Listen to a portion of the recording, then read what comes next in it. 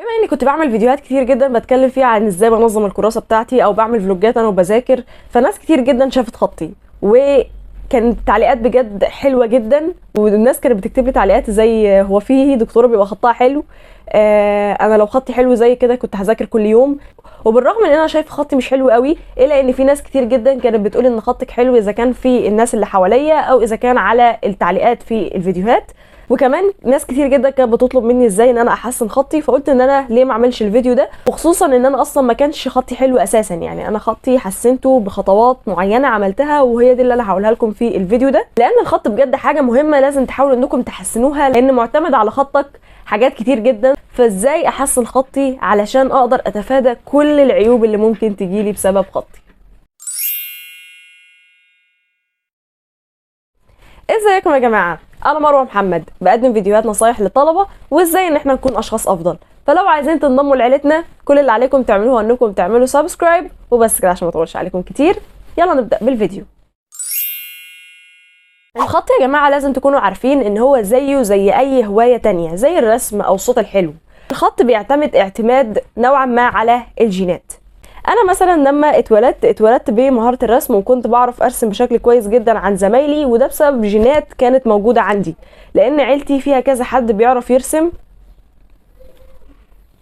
وبالمناسبه منهم اختي، هي عندها صفحه على الانستجرام بتنزل فيها رسوماتها، وكمان بترسم بشكل حلو جدا جدا جدا، تقدروا انكم تروحوا تشوفوا بنفسكم. وكمان انا عملت كده بمناسبه ان عيد ميلادها قرب، فقلت ان انا افاجئها بحاجه زي كده، فروحوا هناك وقولوا لها ان انتوا جايين من عندي انا. فالحاجه دي كانت بتميزني انا عن كل الناس اللي كانت موجوده في الفصل، بسبب ان حاجه كانت موجوده جينات عندي. فالخط زيه زي اي هوايه تانية هو معتمد بشكل كبير جدا على الجينات. طب وهل بقى معنى كده ان انا علشان جيناتي ما فيهاش الخط الحلو خلاص انا استعوض ربنا في الموضوع ده؟ اكيد طبعا لا، لان الخط من الحاجات المهمه جدا جدا، يعني مش زي الرسم والصوت الحلو، حاجات رفاهيات، يعني عندك مش عندك مش مهم، لكن الخط لازم يكون على الاقل خطك مقبول، ما ينفعش ان هو يكون خط سيء. فالسؤال هنا بقى ازاي احسن خطي؟ لما كنت في ابتدائي ربنا رزقني بواحده بجد خطها حلو جدا، وكنت بقعد جنبها، وكنت من كتر ما كان خطها حلو وكنت بقعد كده وافضل اسرح فيها هي وبتكتب، لان بجد خطها كان حلو قوي.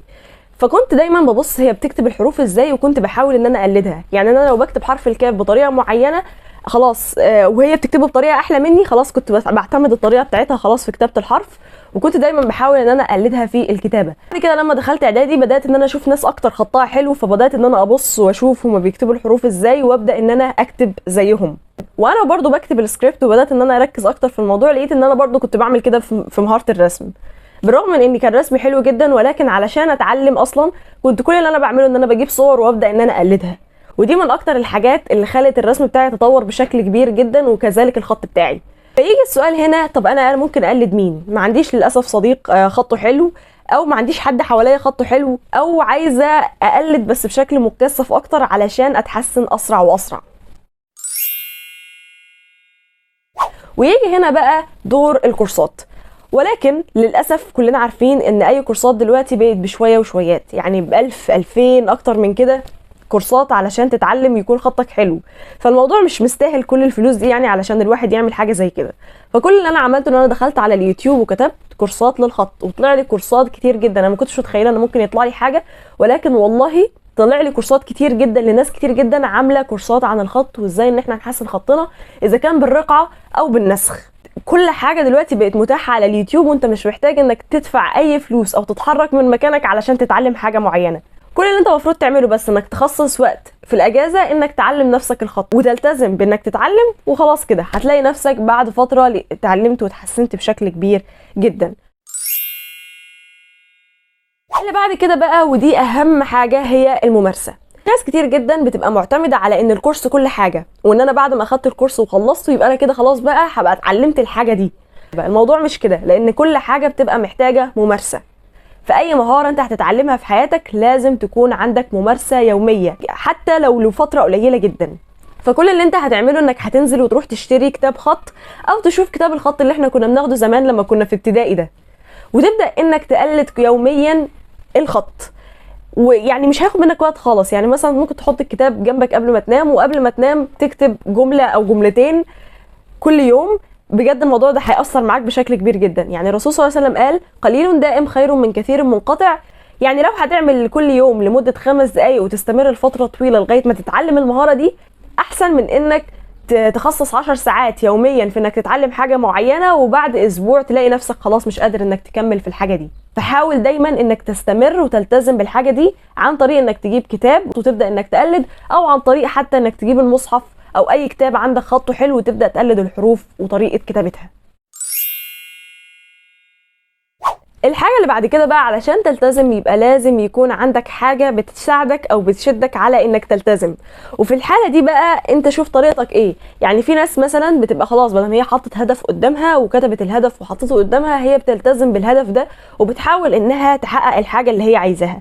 والهدف بقى بيختلف من شخص لشخص. انا عايز ان انا يبقى خطي حلو علشان محدش يتريق عليا، او انا عايزه ابقى خطي حلو علشان درجاتي تبقى اعلى. فكل واحد بقى ليه الهدف بتاعه اللي يحطه علشان يقدر ان هو يحسن من نفسه.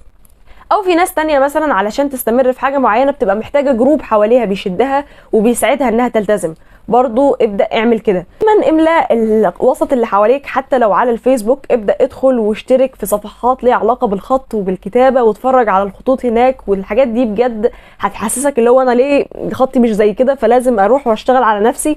فحاول دايما حاوط نفسك بالحاجة اللي انت عايز تعملها. وبجد ان يكون خطك حلو دي من اهم الحاجات اللي لازم تحاول انك تركز عليها، علشان هي حاجة مهمة، حاجة يعني مش رفاهيات، هي حاجة مهمة. وبس كده يكون خلص الفيديو. لو الفيديو عجبكم يا ريت تعملوا لي لايك، لان دي بجد حاجة بسيطة جدا انت بتعملها ومش هتكلفك اي حاجة ولا اي وقت ولا اي تعب، ولكن بتساعدني انا بشكل كبير جدا علشان اعمل لكم محتوى اكتر. وكمان لو عجبكم النوع ده من المحتوى، ازاي نطور من ذاتنا، ازاي نذاكر صح، نصايح وحاجات وتبس ليها علاقة بالمذاكرة، تقدر انك تعمل سبسكرايب. وكمان تقدروا انكم تروحوا تعملوا فولو على الانستجرام وعلى التيك توك، هتلاقوا اللينكات تحت موجودة في الديسكريبشن بوكس. وبس كده، يا ريت تكتبوا لي تعليقات بالفيديوهات اللي عايزينها المره اللي جايه. انا بقرا كل تعليقاتكم، وكمان بعرف ايه الفيديوهات اللي انا هعملها بناء على تعليقاتكم. اول ما بلاقي ان في حاجه اقدر ان انا اساعد فيها على طول باجي وما بتاخرش. روحوا كده خدوا لكم لفه في الفيديوهات اللي عندي، بجد في فيديوهات كتيره جدا هتعجبكم وهتستفادوا منها. وبس كده، علشان ما اطولش عليكم كتير، اشوفكم في فيديو جديد ونصيحه جديده. سلام. قلت ان انا اكلمكم عن يا جماعه عن القلامه دي، علشان ناس كتير جدا بتسالني عنها لما بكون بعمل فيديوهات وكده، وبتقول لي انت القلامه دي اسمها ايه، جايباها منين، ومش عارفه ايه وحاجات زي كده. وبجد القلم ده يا جماعه اتسال عنه اكتر ما اتسال عني في حياتي كلها. يعني محدش سال عني في حياتي كلها قد ما اتسال على القلامه دي، مع ان القلامه دي مشهوره جدا وموجوده في كل المكتبات وكده يعني، بس مش عارفه ليه بتسال عنها كتير قوي كده. فيا جماعه القلامه دي انا مش عارفه لو ظاهره عندكم ولا لا. القلم اسمه يوني بن، انا هكتب لكم برضو الكلمه هنا على الشاشه. القلم ده اصلا ليه تقريبا بتوع هندسه وكده، يعني بيستخدموه في الرسم وكده، ولكن انا الصراحه بحبه جدا في الكتابه وبيكتب بشكل حلو قوي. كمان بتحسس الواحد ان هو عايز يكتب اكتر. بستخدمهم دايما لما بكون عايزه اكتب حاجه بقى بروقان وكده. فتقدروا انكم تشتروها علشان تحفزكم شويه انكم تكتبوا، و يعني حاجه زي كده ممكن تساعدكم. وبس كده. Damn.